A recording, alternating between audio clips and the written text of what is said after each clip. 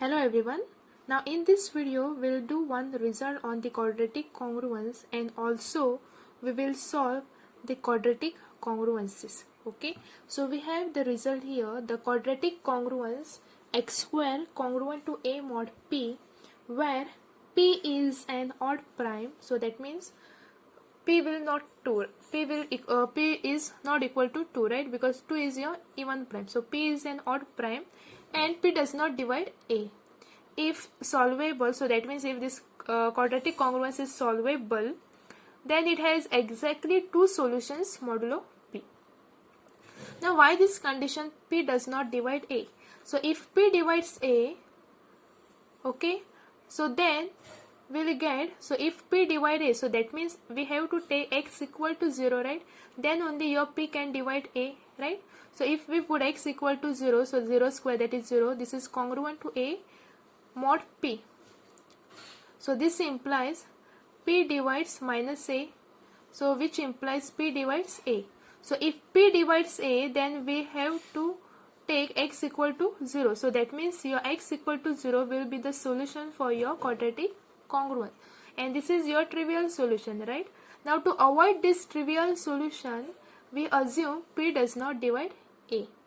Okay, so whenever we have the quadratic congruence of this form, we will always have this p does not divide a. Otherwise, if p divides a, we will get the trivial solution, that is x equal to 0. So let us prove this result now. Now suppose this congruence is solvable. Okay, suppose the congruence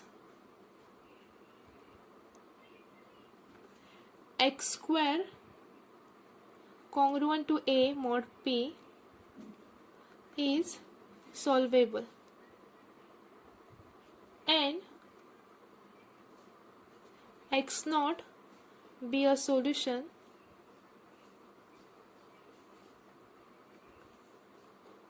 modulo p. Okay, so suppose this congruence is solvable. So since it is solvable, it will have some solution, say x naught modulo p. Okay, now since x naught is a solution of this quadratic congruence, so that means x naught should satisfy this quadratic congruence, right? So therefore we have now x naught square, this is congruent to a mod p. Okay, now we have p does not divide a. Now p does not divide a, so that means x naught is not equal to 0, because we have seen if p divide a, then x naught is 0, right? So that means your x will takes the value 0, right? So since p does not divide a, this implies x naught is not equal to 0. Okay, now consider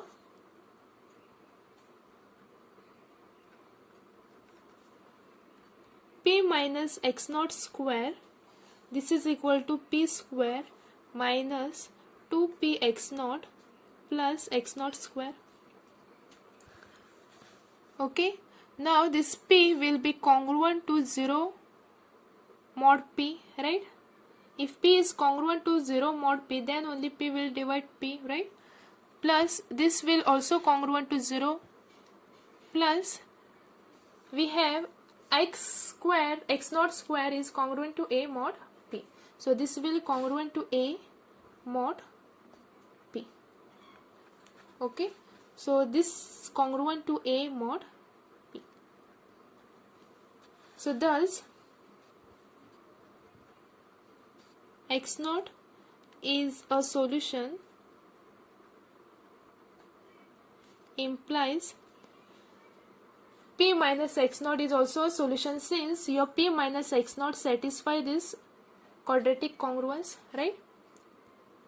So p minus x naught square, this is congruent to a mod p, so this p minus x naught satisfy this quadratic congruence, right? So thus x naught is a solution implies p minus x naught is also a solution to your quadratic congruence. Okay, now next we will show that this x naught and p minus x naught means both these solutions are incongruent modulo p. Okay, so that means these two solutions are not congruent to each other. Okay, so we claim that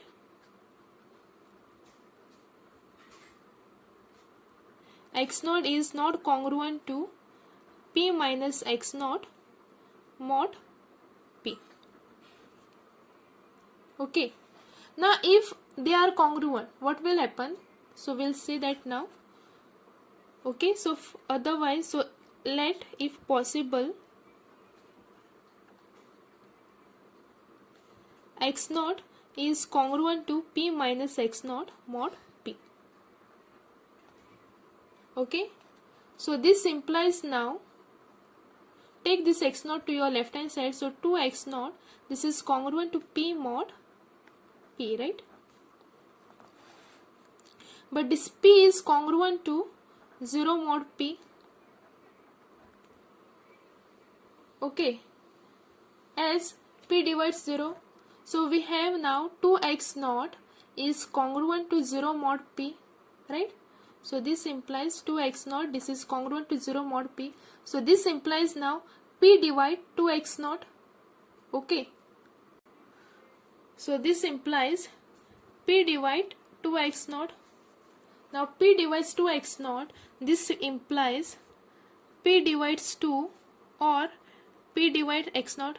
P will divide any one of this, either it will divide 2 or p will divide x naught.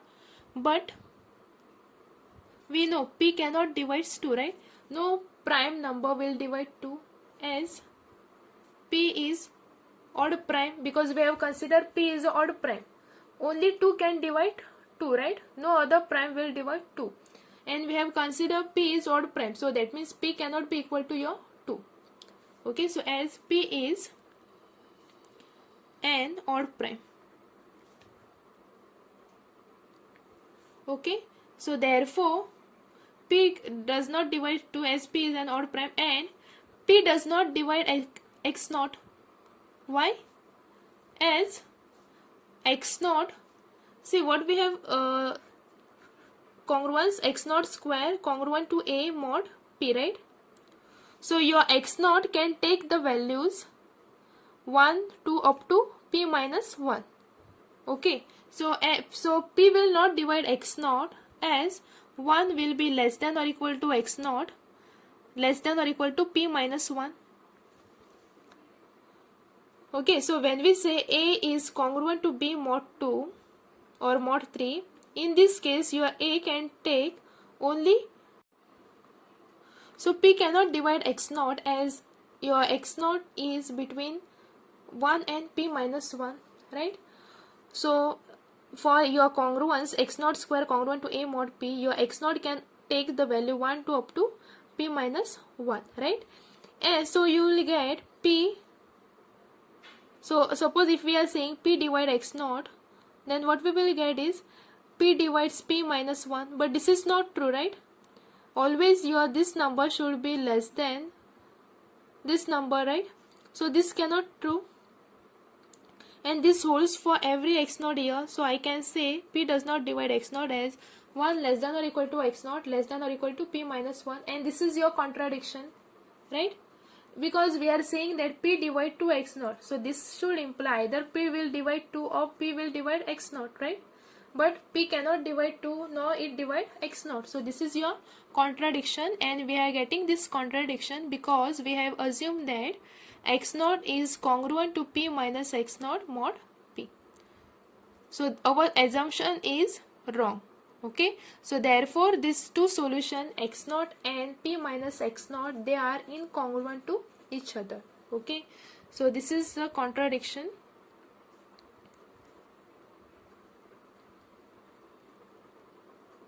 Okay, so thus x naught, this is congruent, not congruent to p minus x naught mod p. Okay, now suppose we have any other solution, say x naught. Okay, now suppose x1 is any other solution.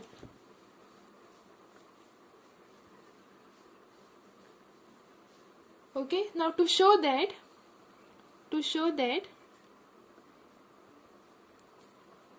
x1 is congruent to x naught or p minus x naught mod p.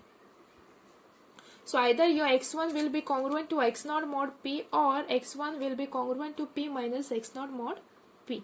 Okay, so x naught square is congruent to a mod p.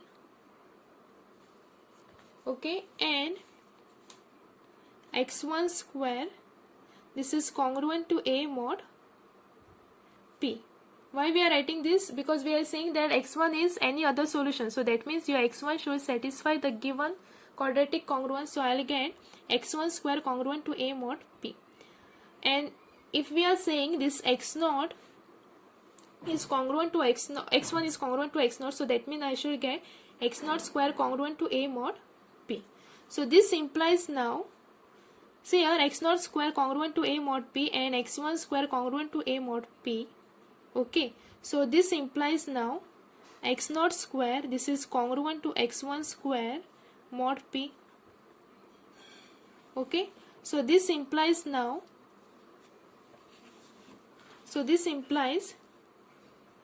p divides x naught square minus x1 square. Okay, so this implies p divide, this is equal to x naught minus x1 into x naught plus x1. So this implies either p will divide x naught minus x1 or p will divide x naught plus x1. Okay, so if p divide x naught minus x1, this implies x1 congruent to x naught mod p. Okay, and if p divides x naught plus x1, this implies x naught plus x1, this is congruent to 0 mod p. Okay, so this implies now x1 is congruent to minus x naught mod p. So this is congruent to now, so this implies x1 congruent to p minus x naught mod p, as p will divide, so this minus x naught, that is congruent to p minus x naught mod p. So you can see. Now next we have example on the quadratic congruence. So first one here we have solve the congruence 5x square minus 6x plus 2 congruent to 0 mod 13. Okay, now to solve this quadratic congruence, we first reduce this to the simpler quadratic congruence, which is in the form y square congruent to d mod p. Now once we find the solution of this, next we will consider the linear congruence and we'll solve that linear congruence. Okay, so that will be your solution for your given, the solution of your linear congruence will be your solution to your quadratic congruence. So let us start now. So to solve this, to solve given quadratic congruence, we replace this congruence to solve given quadratic congruence. We replace this congruence by the simpler one, y square congruent to d mod p. Now we will compute this d. Now d is given by b square minus 4ac. Now if you look at this equation, so just compare this equation with ax square plus bx plus c congruent to 0 mod p. Okay, now in this case your a is 5, b is minus 6, c is 2 and p equal to 13. So compute this now. So b is minus 6, so minus 6 square, that is 36, minus 4 into a is 5 and c is 2, right? So 36 minus 5 into 4, 20, 20 into 2, that is 40, which is equal to minus 4. So that means y square will be congruent to minus 4 mod 13. Okay, so we will consider this positive now. So this will minus 4 will be congruent to 9 mod 13, right? So therefore y square is congruent to 9 mod 13. So we have reduced this quadratic congruence to y square congruent to 9 mod 13, where your y equal to, now we compute y as 2ax plus b, right? So which is equal to a is 5 into x plus b is your minus 6, right? So this is equal to 10x minus 6. So where y equal to 10x minus 6. Okay. Now there are exactly two solutions modulo 13. Now we have done one result before this, right? So that means x square congruent to a mod p if solvable has exactly two solutions. So your congruence y square congruent to 9 mod 13 has exactly two solutions. Okay. So there are, you can write, there are exactly two solutions mod 13, namely, see, your possibility for y is 1 2 up to 12, right? Now you can see here, if you know, if you can find the one solution, then other solution we can find by p minus x naught, right? Or p minus y naught in this case. So now 9 will be congruent to 9 mod 13, right? 9 is congruent to 9 mod 13, and we'll get this 9 if we put y equal to 3, right? So 3 square is 9. So 9 will be congruent to 9 mod 13. So this implies 13 divides 0. That is true. Okay. So there are exactly two solutions modulo 13, namely y equal to 3. Okay. And the second solution will get p minus y naught. So p is your 13. Prime is 13 minus 3. So which is equal to 10. So y equal to 3 and 10. So these are exactly two solutions for your quadratic congruence. So you can see here, put 3, y equal to 3, so 3 square 9, so 9 is congruent to 9 mod 13. If you put y equal to 1, so 1 square is, so your 1 square is not congruent to 9 mod 13, right? Since 13 cannot divide 8. Similarly, you can put 2, you can check all the values. Now if you put y equal to 10, 10 square is 100, so 100 is congruent to 9 mod 13. As this, so as 13 divides 100 minus 9, which is your 91. So 13 divides 91, right?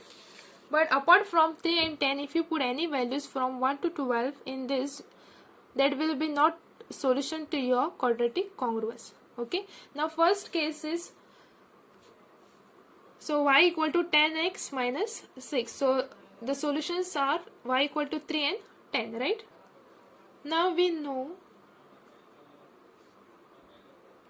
2ax, this is congruent to y naught minus b mod p, right? So here we have mod is p is 13.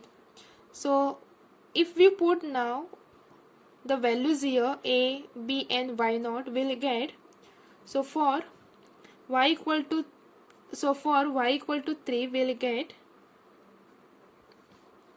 or say for y naught equal to 3, since here we have the y naught, right? So for y naught equal to 3, so for y naught equal to 3, this will be, a is your 5, right? So 10x, this will be congruent to y naught is 3, b is minus 6, so minus and minus plus, so that 10x will be congruent to 9 mod 13. Okay, so we'll find the solution to your, so this is your linear congruence now, right? So find the solution for this linear congruence. So the possibility for x is, so 1 a will be less than or equal to x less than or equal to 12. So any value from this 1 to 12 will be your solution to your linear congruence. So you can try, put x equal to 1. So 13 does not divides 1, then put x equal to 2, 20 minus 9, so which is 11. So 13 cannot divide 11. Okay, so like this you can try. So I'll directly write the solution here. X equal to 10 is solution to 10x congruent to 9 mod 13.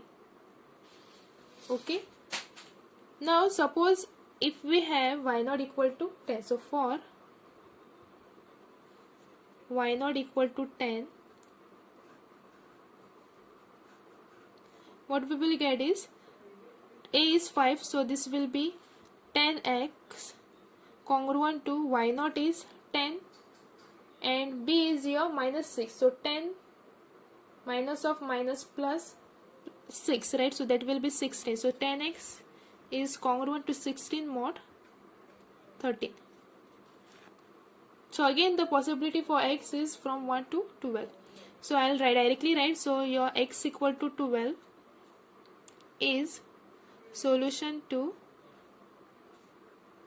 10x congruent to 9 mod 10x congruent to 16 mod 13. So you can see here, so we have now x equal to 10 is a solution to 10x congruent to 9 mod 13. So solving this linear congruence is equivalent to solving this your quadratic congruence, right? Okay, so if you put x equal to 10 in this quadratic congruence, so that will form your solution for your quadratic congruence. You can check. Similarly, x equal to 12 is a solution to linear congruence, so that is your solution for your quadratic congruence as well. Okay, so with this I'll end this video here. Thank you.